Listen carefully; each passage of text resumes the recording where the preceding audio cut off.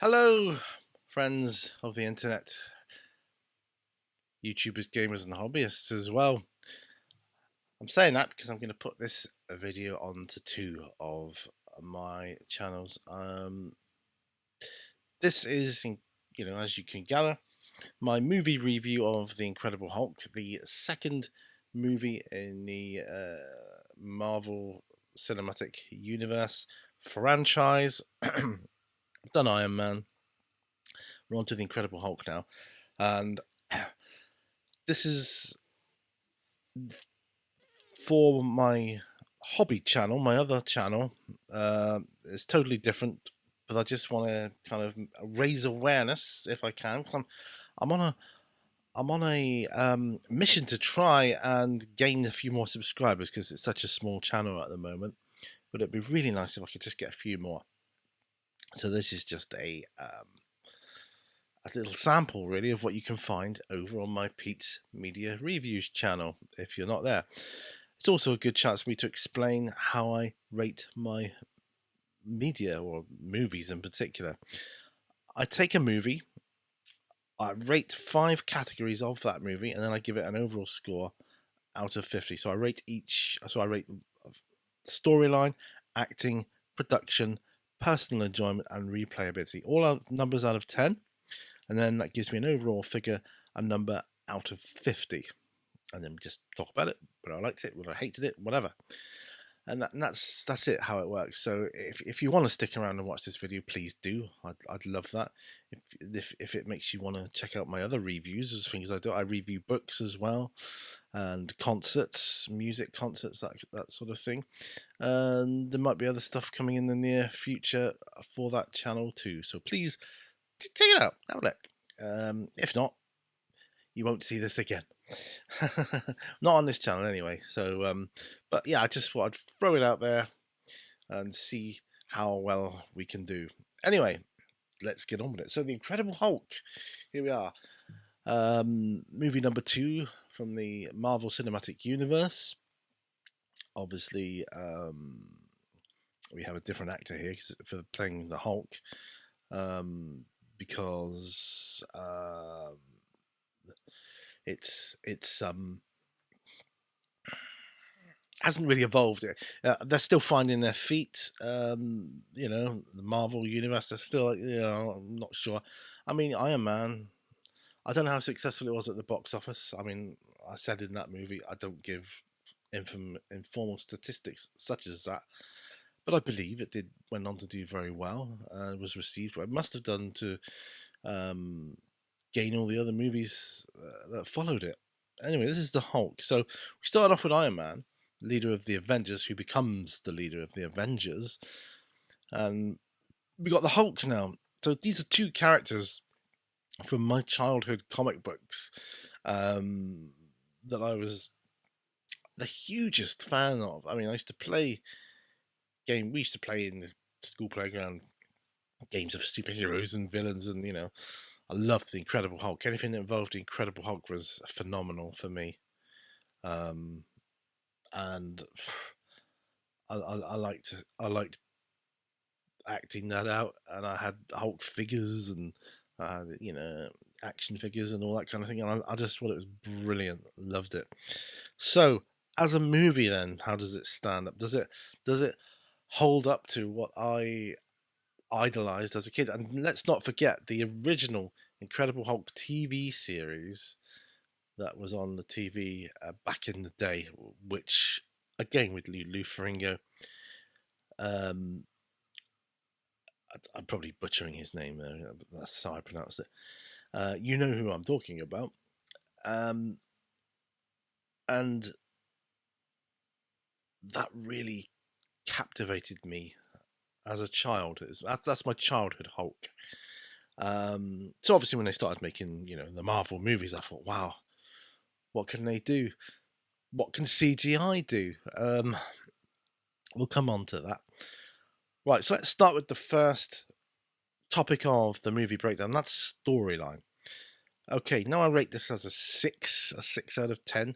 And that's probably only because I like the Hulk so much. It wasn't a brilliant story. but it's the origins. So you got to have when you're starting a franchise such as this, you've got to have the origins stories first for each character, really. And then if they get successful, you can later slip other characters in. You don't really need their backstory so much. You can use them as flashbacks or whatever. But for the first few movies, you need some origin stories. But yeah, it was, a little far fetched and all the rest of it.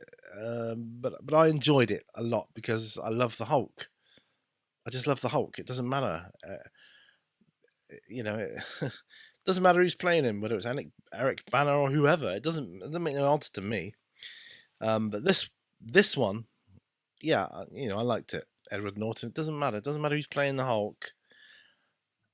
I just love the Incredible Hulk. But it was a 6. Acting, 7. I thought it was all right for the. I thought it was quite good for the setting and the story. Yeah, I thought it was okay. It was above average for the movie, and it needed to be. Again, any of these Marvel movies are going to stretch the limits of imagination and believability, and sometimes you're going to have more. I don't know what the right word is. Not dramatic, but like evil villainy type, or tragic hero type characters. You know what I think you know what I'm trying to say here. I cannot think of the word for it right now, but yeah, let's move on to production. 8. Same as I gave to Iron Man. Now, before you all say, "Oh, come on, Pete, the CGI in it was horrendous, terrible," wasn't that bad. For the time, it was pretty good. Yes, it doesn't hold up nowadays, but bloody good for the time, and it worked for me at the time. Don't forget, these movies are quite old now, yeah? And so for its time, yeah, I'm giving it an 8. Right, personal enjoyment then.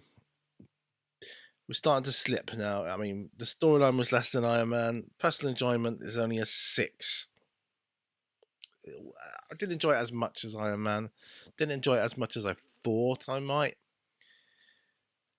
When I've seen it several times, it's good. But if someone said to me, "Do you want to watch Iron Man now or Incredible Hulk now?" I'd watch either of them, but I would prefer to watch Iron Man, if I'm honest. I just felt it was a little more depth to it. I think they could have done some more with Bruce Banner's character, to be truthful. So personal enjoyment is only a 6. Right, replayability is only a 6 because of that, really. So like I say, I would watch it again and again, and probably again. But there's other movies I would rather watch instead of that. And I will say, it's not the CGI that puts me off it. Like I say, I think for its time, the CGI was great. Yeah, by today's standards, it's not as good, but I still enjoyed it, and I still do enjoy it. I still think it works. It works well enough for me.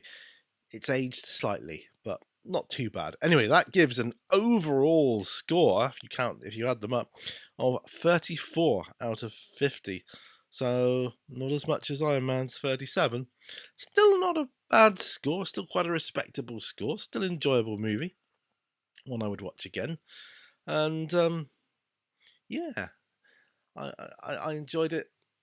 I'm glad it's part of my collection. I am collecting the Marvel cinematic movies in 4K now because I'm trying to upgrade all my DVDs and Blu-rays, etc. Some movies I can only get on Blu-ray, That's usually when they only make them in Blu-ray, or they don't bother making them in 4K. That's usually certain older movies, like certain Carry On movies and that, things like that, that you just can't get. But whenever I can get a 4K, anything in 4K, I will do. Thank you very much for watching. Please give the video a thumbs up, and even more, please subscribe. Please, I'm only little. Give me a couple more subscribers. Make it more worth my while. And if the day ever comes when you can hype my Pete's Media reviews, or any videos you see that I make, I've got 3 channels. If you see any videos of mine that are unable to be hyped, click that hype button, and really will help me big time. Anyway, thanks ever so much for watching me on this. Sorry for the mini Warzone, guys. This isn't the usual video that you get on here. Is there a usual video on that? Probably put that one in the random section. But anyway, for the Pete's Media reviews, this is Marvel movie number 2, The Incredible Hulk. Thank you. It's been an enjoyable journey. I'll see you guys out there on another video. Bye for now. Bye bye.